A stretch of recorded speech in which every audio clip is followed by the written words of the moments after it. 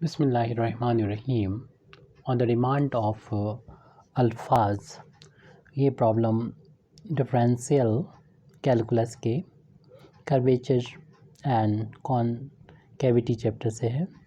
Find the radius of curvature for the Cartesian curve y is equal to f x. इसको ऐसे भी कह सकते हैं Cartesian formula for radius of curvature, यानी फाइंड करना हमको रेडियस ऑफ कर्वेचर के लिए कार्टेशियन फार्मूला क्या होता है। तो सबसे पहले हमको गिवन कर्व दे रखा है, द इक्वेशन ऑफ कर्व, यानी ये कर्व जो एक्स वाई में होता है उस कर्व को हम कार्टेशियन कर्व बोलेंगे, यानी कार्टेशियन इक्वेशन है इस कर्व का। अब ये कर्व जैसा भी हो, जैसे किसी भी तरीके से हो सकता है। जब हम किसी पॉइंट पर इसके टेंजेंट ड्रॉ करते हैं तो एक्स एक्सिस के साथ में वो जो एंगल बनाता है उसको हम लोग फाई बोलते हैं। और हम इस कर्व का जो y is equal to f x है, इसको अगर डिफ्रेंशिएट करते हैं d y over D x यानी फाइंड करते हैं, तो ये वैल्यू और जो अभी एंगल फाई था उसका अगर टेंजेंट लें तो उस पॉइंट पर ये दोनों वैल्यू सेम होगी, यानी टेन फाई की वैल्यू इस पॉइंट पर और डी वाई डी एक्स की वैल्यू साइन पर इक्वल होती है। इस कर्व को इक्वेशन नंबर 1 को यानी डिफ्रेंशिएट करने पर हमें डी वाई डी एक्स मिलेगा, वो वैल्यू इक्वल होती है। इसका हम आगे चल के यूज़ करेंगे, इसलिए इक्वेशन नंबर 2 डाल देते हैं और इसको हम एक्स के रिस्पेक्ट में डिफ्रेंशिएट कर देंगे पूरी इक्वेशन को। तो differentiating equation 2 with respect to x. जब इसको एक्स के रिस्पेक्ट में डिफ्रेंशिएशन करेंगे तो ये हो जाएगा d y over D x का डिफ्रेंशिएशन एक्स के रिस्पेक्ट में, और हमें डिफ्रेंशिएशन करना पड़ेगा, होगा टेन फाई का। आप डायरेक्ट भी कर सकते हैं। तो जब एक बार डिफ्रेंशिएशन हो रहा है इसका दोबारा से अगर एक्स के रिस्पेक्ट में कहेंगे तो इसको लिखा जाएगा 2 बार डिफ्रेंशिएशन एक्स वाई का विद रिस्पेक्ट टू एक्स, यानी d two y over D x square.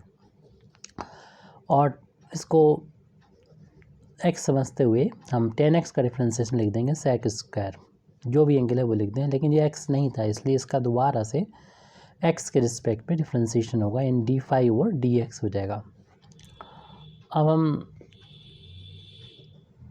Sec square phi, इसको ऐसे भी लिख सकते हैं चैन रूल का यूज़ करते हुए, d phi over t s, और डी एस का यानी एस समझ लें कि इंटू डिवाइड कर दिया, डी फाई है और डी एक्स नहीं यहाँ लिखा है।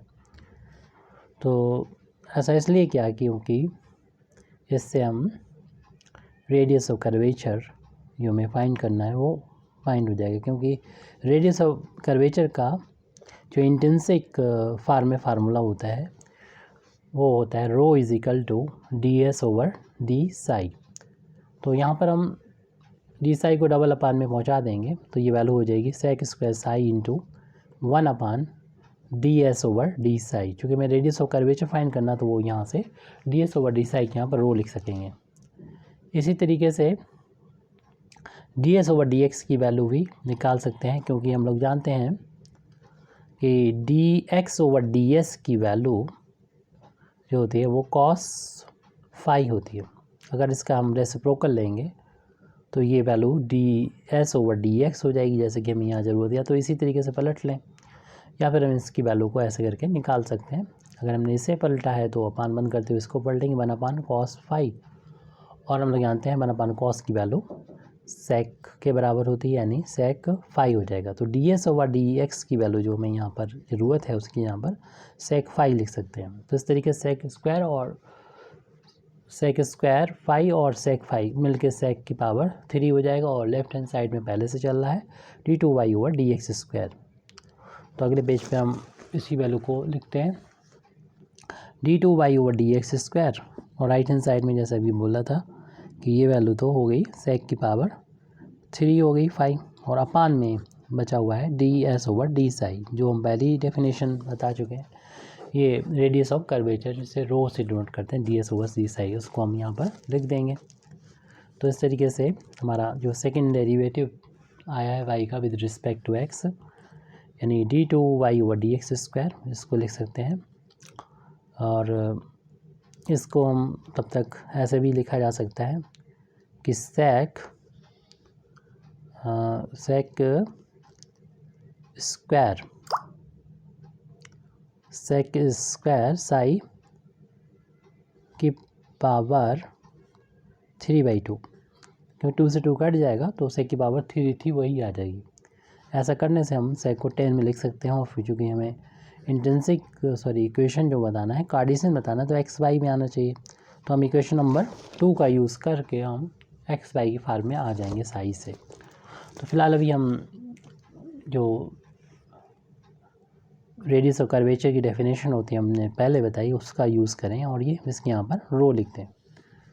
अब इसको हम इंटरचेंज कर देंगे, यानी इसको उधर ले जाएंगे, इसको इधर ले जाएंगे तो रो की वैल्यू आ जाएगी, और ये इधर लेके आएंगे तो d2y/dx² हो जाएगा। और जो न्यूमरेटर में सेक स्क्वायर है, इसकी जगह पर हम 1 + का tan² फाई लिख देंगे, होल पावर ये 3/2 है। और इक्वेशन नंबर 2 से tan साई की जो वैल्यू